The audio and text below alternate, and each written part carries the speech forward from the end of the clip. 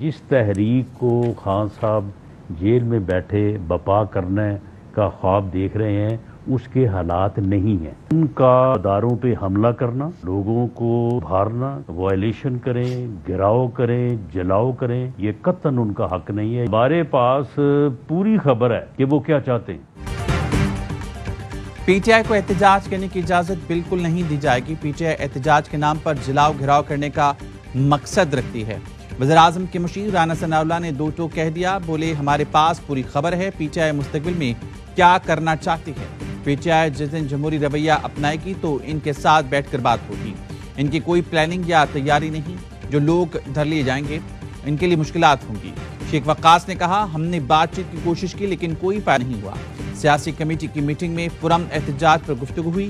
آج پھر اجلاس ہوگا. بانی کا پیغام بھی آ گیا. پارٹی میں کوئی گروپ بندی نہیں. علی امین گنڈاپور بانی کے سپاہی ہیں. بہنیں پہلے دن سے بھائی کی رہائی کے لیے متحرک ہیں. بیٹے والد کی رہائی کے لیے کردار ادا کر رہے ہیں تو اچھی بات ہے.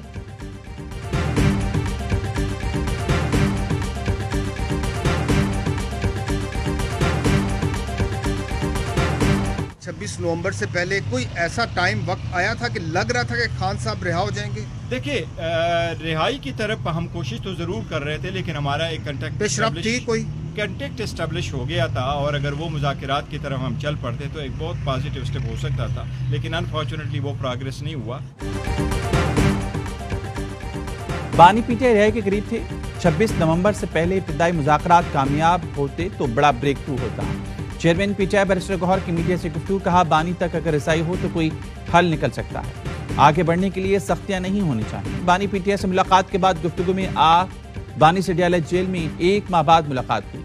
ملاقات میں پارٹی امور، قانونی معاملات اور تحریک پر تفصیلی گفتگو ہوئی. علیمہ خانم کی بانی سے ملاقات کے بعد گفتگو میں بتایا بانی نے کہا جو تحریک کا وزن نہیں اٹھا سکتا ابھی سے الگ ہو جائے. بانی نے کہا 10 مہینے سے ان کے ڈاکٹر کو بھی ملنے نہیں دیا گیا.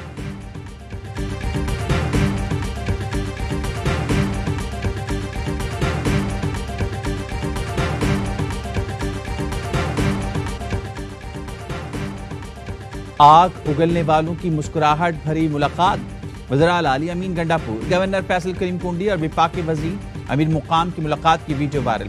سیاسی مخالفین کی دوستانہ انداز میں گفتگو. ملاقات chief justice Peshawar high court کی تقریب حلف برداری کے موقع پر ہوئی. خوشگوار انداز میں ملاقات پر قیاس آرائیں.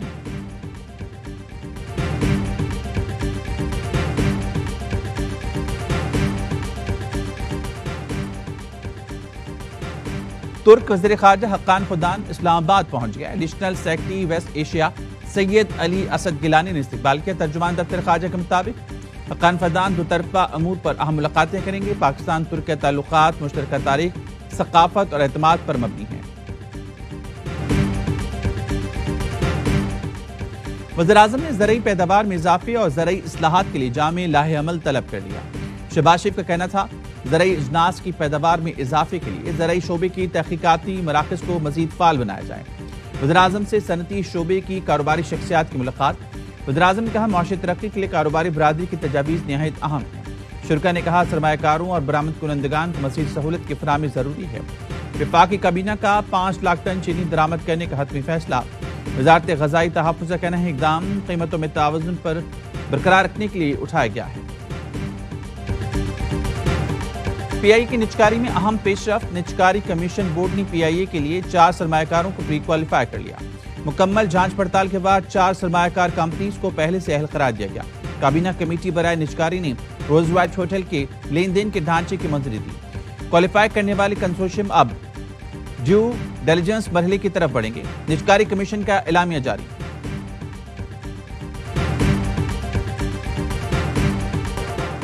کراچی ڈیفنس سے ملنے والی لاش اداکارہ حمیرہ کی نکلی. حمیرہ اصغر فلیٹ میں 7 سال سے اکیلی رہ رہی تھیں. پولیس نے بتایا حمیرہ نے پچھلے سال سے فلیٹ کا کرایہ نہیں دیا تھا. سی بی سی میں مالک مکان نے کیس کیا ہوا تھا. بیلف آیا تو لاش دیکھی. ناقابل شناخت لاش کے روز پرانی ہے. ڈی این اے سیمپل سے شناخت کی گئی. مزید تحقیقات جاری ہیں. اب تک خاتون کا کوئی قریبی عزیز سامنے نہیں آیا. لیاری کے درجنوں خاندان بے گھر ہو گیا. سندھ حکومت نے مقبوض عمارتیں خالی کرا لی. لوگوں کو ضروری سامان نکالنے کا موقع بھی نہ دیا. جنید آرکیڈ کے مقیم احتجاج پر مجبور ہو گیا. خواتین کہتی ہیں انتظامیہ نے گھنٹے بھر کا کہہ کر نکالا. اب 6 روز سے دربدر ہیں۔ عمارت کے تالے نہ کھولے تو سڑک پر ہی بستر لگا لیں گے۔ بغدادی میں بگڑنے والی عمارت کے متاثرین اب بھی کھلے آسمان تلے بیٹھے ہیں۔ تباہ شدہ عمارت کا ملبہ ابھی وہیں پڑا ہے۔ بلڈنگ کنٹرول حکام کا کہنا ہے عمارتیں گرانے اور علاقے کی صفائی میں 1 ماہ کا وقت لگے گا۔ عمارت گرنے سے چند منٹ پہلے کی ویڈیو بھی سامنے آ گئی۔ ستون ٹوٹنے لگے تو لوگ دکانوں سے نکل کر بھاگے۔ کچھ دیر بعد 5 منزلہ عمارت زمین بوس ہو گئی۔ عمارت کے نیچے متعدد رکشے کھڑے تھے۔ 20 فلیٹوں میں سے کچھ لوگ ہی عمارت سے باہر نکل سکے۔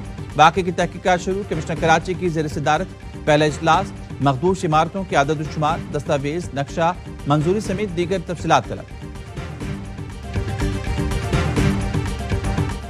لیاری متاثرین کے لیے گورنر ہاؤس کے دروازے کھولنے کے اعلان۔ لواحقین کو 80 گز کے پلاٹ بھی ملیں گے۔ گورنر کامران ٹیوٹری بغدادی میں جائے حادثہ پہنچ کے کہا بے گھر ہونے والوں کو راشن بھی گورنر ہاؤس سے دیں گے۔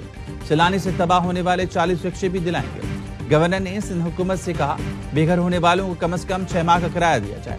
ترجمان سندھ حکومت سعدیہ جاوید کا گورنر سندھ پر طنز، کہا ایسا کوئی وعدہ مت کیجیے کہ جو پورا نہ کر سکیں۔ اس وقت سیاست کی نہیں داد رسے کی ضرورت ہے۔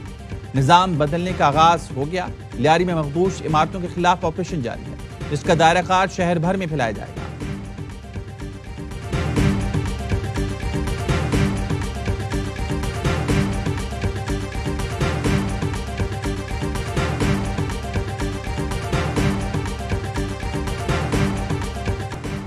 اسلام آباد کی عدالت کا 27 یوٹیوب چینلز بلاک کرنے کا حکم۔ فیصلہ نیشنل کرائم انویسٹیگیشن ایجنسی کی درخواست پر کیا گیا۔ حکم نامے میں کہا گیا ہے کہ ریاست مخالف مواد کے حوالے سے 2 جون کو انکوائری شروع ہوئی۔ عدالت نے انکوائری افسر کو سنا اور دستیاب ریکارڈ کا جائزہ لیا۔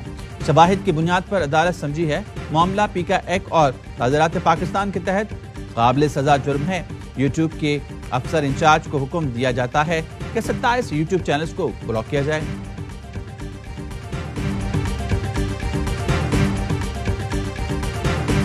I, Justice Sardar Mohammad Sarfraz Dogar, do solemnly swear that I will bear true faith and allegiance to Pakistan, that as Chief Justice of the Islamabad High Court, to the best of my ability and faithfully. Justice سردار سرفراز ڈوگر نے chief justice اسلام آباد high court کے عہدے کا حلف اٹھا لیا۔ صدر آصف علی زرداری نے حلف لیا۔ تقریب حلف برداری میں چیئرمین سینٹ، وزیر داخلہ، وزیر قانون، وزیر اعلیٰ پنجاب مریم نواز، وفاق کے وزراء بھی موجود تھے۔ اسلام آباد ہائی کورٹ پہنچنے پر چیف جسٹس سردار سرفراز ڈوگر کو اسلام آباد پولیس کے دستے نے گارڈ آف آنر دیا۔ جسٹس جنید غفار نے سندھ ہائی کورٹ کے چیف جسٹس کا حلف اٹھا لیا۔ گورنر کامران ٹیوٹری نے حلف لیا۔ چیف جسٹس جنید غفار کی حلف برداری کے بعد مظاہر عقائد پر حاضری۔ جسٹس ایس ایم عتیق شاہ نے پشاور ہائی کورٹ کے چیف جسٹس کا حلف اٹھایا۔ گورنر کے پی فیصل کریم کنڈی نے chief justice S M Atiq Shah سے حلف لیا۔ وزیر اعلیٰ خیبر پختونخوا بھی موجود تھے۔ بلوچستان ہائی کورٹ کے نئے چیف جسٹس روزی خان نے حلف اٹھا لیا۔ گورنر بلوچستان نے نئے چیف جسٹس سے حلف لیا۔ فیصل آباد میں سائبر کرائم سرکل کا سابق چیئرمین پیسکو تحسین عوام کے ڈیرے پر چھاپا۔ 70 غیر ملکیوں سمیت 149 افراد کو حراست میں لے لیا۔ سائبر کرائم سرکل کا کہنا ہے زیر حراست غیر ملکی آن لائن فراڈ میں ملوث ہے، جن سے تفتیش کی جا رہی ہے۔ ڈیرے سے کمپیوٹرز، LCDs اور مختلف ڈیوائسز برآمد ہوئے۔ جعل سازوں کا امریکی وزیر خارجہ بن کر دوسرے وزیر خارجہ سے رابطوں کا انکشاف۔ خبررساں ایجنسی نے رپورٹ کیا ہے کہ مارکو روبیو کی جعلی آواز کالز، وائس میلز اور میسیجز بھیجے گئے۔ 3 وزیر خارجہ، 1 گورنر اور 1 کانگریس مین کو جعلی کال کی گئی۔ امریکی محکمہ خارجہ نے جعلی اکاؤنٹس اور جعل سازی سے متعلق وارننگ جاری کر دی۔